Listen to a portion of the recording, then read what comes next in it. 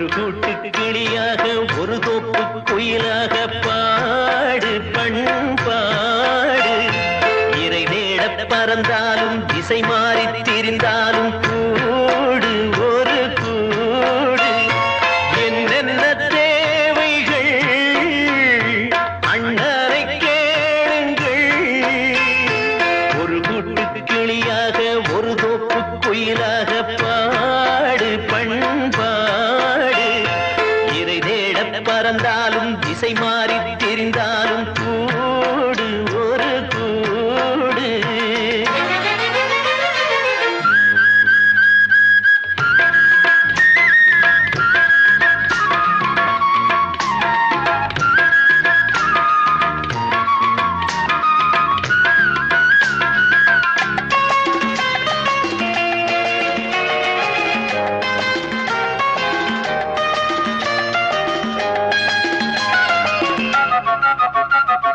செல்லும் வழி எங்கெங்கும் பள்ளம் வரலாம் உள்ளம் எதிர்பாராமல் வெள்ளம் வரலாம் நேர்மை அது மாறாமல் தர்மம் அதை மீறாமல் நாடும் நடைபோடுங்கள் ஞானம் பெறலாம் செல்லும் வழி எங்கெங்கும் பள்ளம் வரலாம் உள்ளம் எதிர்பாராமல் வெள்ளம் வரலாம் நேர்மை அது மாறாமல் தர்மம் அதை மீறாமல் நாடும் நடைபோடுங்கள் ஞானம் பெறலாம் சத்தியத்தை நீங்கள் காத்திருந்தால் சத்தியம் உங்களை காத்திருக்கும் தாய் தந்த அன்புக்கும் நான் தந்த பண்புக்கும் பூமாலை காத்திருக்கும் ஒரு கூட்டு கிளியாக ஒரு தோப்பு குயிலாக பாடு பண்பாடு இறை தேட பறந்தாலும் திசை மாறி திரிந்தாலும் கூடு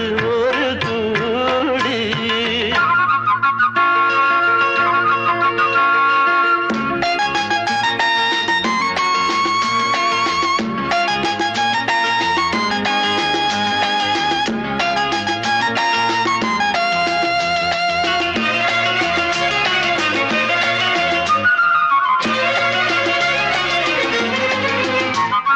நெல்லின் விதை போடாமல் நெல்லும் வருமா வேர்வை அது சிந்தாமல் வெள்ளி பணமா வெள்ளை இளஞ்சிட்டுக்கள் வெற்றி கொடி கட்டுங்கள் சொர்க்கம் அதை தட்டுங்கள் விண்ணை கொடுங்கள் நெல்லின் விதை போடாமல் நெல்லும் வருமா வேர்வை அது சிந்தாமல் வெள்ளி பணமா வெள்ளை இளஞ்சிட்டுக்கள் வெற்றி கொடி கட்டுங்கள் சொர்க்கம் அதை தட்டுங்கள் விண்ணை கொடுங்கள் பேருக்கு வாழ்வது வாழ்க்கை இல்லை ஊருக்கு வாழ்வதில் தோல்வி இல்லை ஆனந்த கண்ணீரில் அபிஷேகம் நான் செய்தேன் என் கண்ணில் ஈரமில்லை ஒரு கூட்டு கிளியாக ஒரு தோப்பு குயிலாக பாடு பண்பாடு இறை தேட பறந்தாலும் திசை மாறி தெரிந்தாலும் கூடு ஒரு கூடு என்னென்ன தேவைகள் அண்ணரை கேளுங்கள் ஒரு கூட்டு கிளியாக ஒரு தோப்பு குயிலாக பாடு பண்பாடு இறை தேட பறந்தாலும் திசை மாறி திரிந்தாலும் கூடு ஒரு கூடு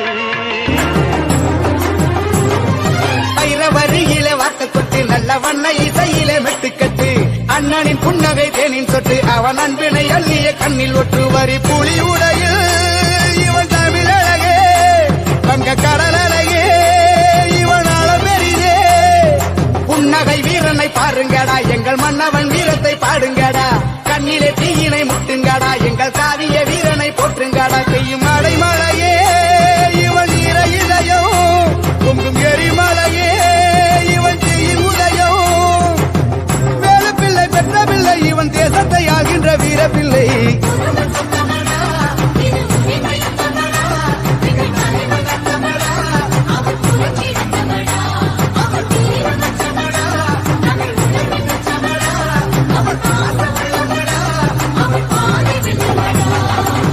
வெட்டம் போலி சிரிச்சு வர்றது சுத்திப்பா போடுங்கடா பயிர வரியில வார்த்தை கொட்டு நல்ல வண்ண இசையில அண்ணனின் புன்னகை தேனின் சொட்டு அவன் அன்பினை அள்ளிய கண்ணில் ஒற்று வரி புலி உடையில் அதர்மங்கள் எத்தனையோ அழித்திருப்பான் தலைவன், மர்மங்கள் எத்தனையோ கூறிய வார்த்தைகளை ஏதோ விளம்பரத்திற்காக செய்கிறோம் என்று நீங்கள் நினைத்து விடாமல் இன்று தாயை பேணுவது மிகவும் குறைந்து விட்டது.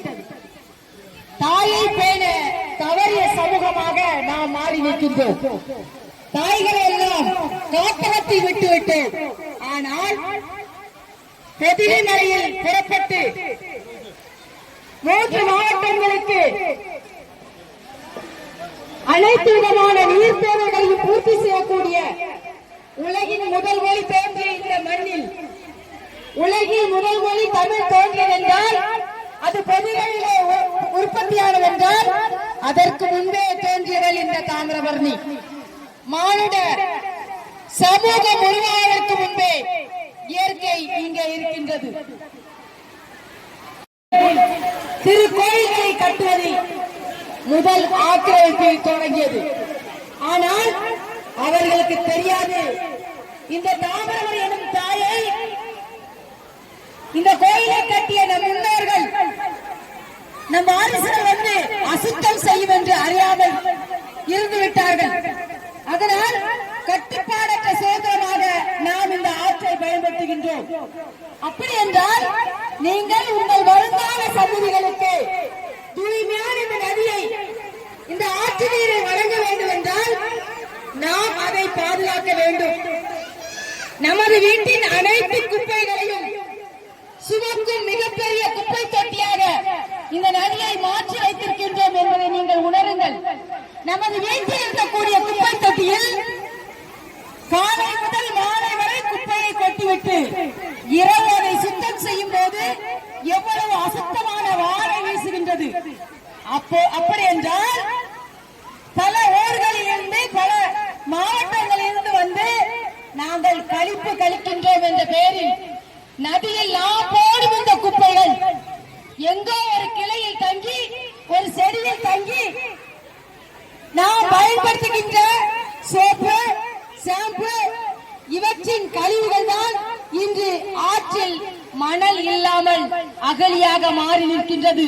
சகதியாக நம் கால்களுக்குள் தெரிவது இயற்கையில் உருவானதல்ல, நாம் பயன்படுத்துகின்ற சோப்பு ஷாம்புவினால் உருவான விடயங்கள் என்பதை நீங்கள் உணருங்கள். சீயக்காய் நீரோடு நீராக சென்று மீனுக்கு உணவாகிறது. அரப்பு பொடி இயற்கையிலிருந்து உருவாக்கப்பட்டு அது மீனுக்கு ஒரு உணவாகிறது. இங்கே வாழும் மீன்கள் நம் கால்களை ஏன் கடிக்கின்றன? நீருக்குள் அதற்கான உணவு கூட உற்பத்தியாகாத அளவிற்கு நாம் கழிவுகளை கொட்டி நிரப்புகின்றோம் என்பதை நீங்கள் உணருங்கள். என் அருமை சொந்தங்களே, நாம் அழைத்து வரக்கூடிய இந்த அருமை குழந்தைகளுக்கு பிளாஸ்டிக் ஏன் பயன்படுத்தக்கூடாது? ஏன் ஆற்று நீரை அசுத்தம் செய்யக்கூடாது? மூட நம்பிக்கைகள் அல்லாமல் முன்னோர்களை கண்ணீர் ஒரே ஒரு விளக்கின் அடியில் நம் இறையை ஏறெடுத்து வந்த காலத்தில் அருமையாக வாழ்ந்தோம். சுற்றுலா தலங்களுக்கு புனித யாத்திரை என்பது வருடத்தில் ஒரு முறையோ 5 வருடங்களுக்கு ஒரு முறையோ நாம் சென்று வந்தோம். ஆனால் இன்று முழுவதுமே நவீனமயமாக்கப்பட்டு விட்டது. அனைத்துமே வியாபாரமாக்கப்பட்டு விட்டது. இறந்து போகின்ற ஆன்மா நம்மோடு தங்கியிருக்கும் என்ற உண்மையை கூட நாம் உணர மறுக்கின்றோம். இறந்து போகின்ற ஆன்மா நிச்சயமாக நம்மோடு தான் இருக்கும். நாம் இறந்து போன ஆன்மாக்களைத்தான் இறையாக வணங்கியவர்கள். எனவே என் அருமை சொந்தங்களே, எந்த காலத்திலும் தன் ஓட்டத்தை நிறுத்தாத இந்த தாமிரபரணியாம் தமிழர்களில் அல்ல, உலக பொதுமக்களின் தாயாம். ஏனென்றால் உலகின் முதுமொழி தென்மொழி தமிழ்மொழி தோன்றிய இந்த இடத்தில் அதற்கு முன்பே தோன்றியவள் தாமிரபரணி. அவளை பாதுகாக்க வேண்டிய கடமை கடன் நம் அனைவருக்கும் உள்ளது என்பதை ஏதோ வேலை வெட்டி இல்லாமல் 500க்கும் 1000க்கும் இவர்கள் பேச வந்திருப்பார்கள் என்று மட்டும் நினைத்து விடாதீர்கள். நாங்களும் உங்களை போன்று அன்றாட வாழ்க்கையில் வாழக்கூடியவர்கள். எங்கள் மூலமாக உங்களுக்கு ஒரு விழிப்புணர்வு கிடைக்கும் என்று இதே ஆற்றில் பல டன் துணிகளை அள்ளிய பங்களிப்பு எனக்கு உள்ளது. குடும்பமாக வந்து நாங்கள் வாரம் தோறும் நீங்கள் இட்டு சென்ற குப்பைகளை அள்ளுகின்றோம். அப்படி என்றால் உங்களுடைய கடமை என்ன? நீங்கள் களைய வேண்டும் என்று நினைக்கின்ற துணிகளை இந்த இரும்பு பெட்டியில் போடுங்கள். நீங்கள் தர்மமாக நினைக்கின்ற விடயங்களை உணவாக கொடுங்கள். நீங்கள் தண்ணீரில் கரைப்பதை குறைத்துக் கொள்ளுங்கள். இங்கே சோப்பு சாம்பு பயன்படுத்த தடை என்று பதாகை வைக்கப்பட்டுள்ளது. ஆனால் அது விற்பனை செய்ய அனுமதி உள்ளது. ஒரு பொருள் தடை செய்யப்பட வேண்டும் என்றால் முதலில் உற்பத்தி தடை செய்யப்பட வேண்டும். இங்கே உற்பத்தி ஒருபோதும் தடை செய்யப்பட மாட்டாது. விற்பனை அதுவும் தடை செய்யப்பட மாட்டாது. ஆனால் நமது தாயை அழுக்காக்கின்றோம், நமதை பெற்றவரின் மூஞ்சில் காரி உமிழ்கின்றோம், அவள் அடி வயிற்றில் ஏறி உட்கார்ந்து மலம் கழிக்கின்றோம் என்று உணர்ந்து தாமிரபரணியை தாயாக நினைத்து பயன்படுத்துங்கள். நன்றி அருமை சொந்தங்களே.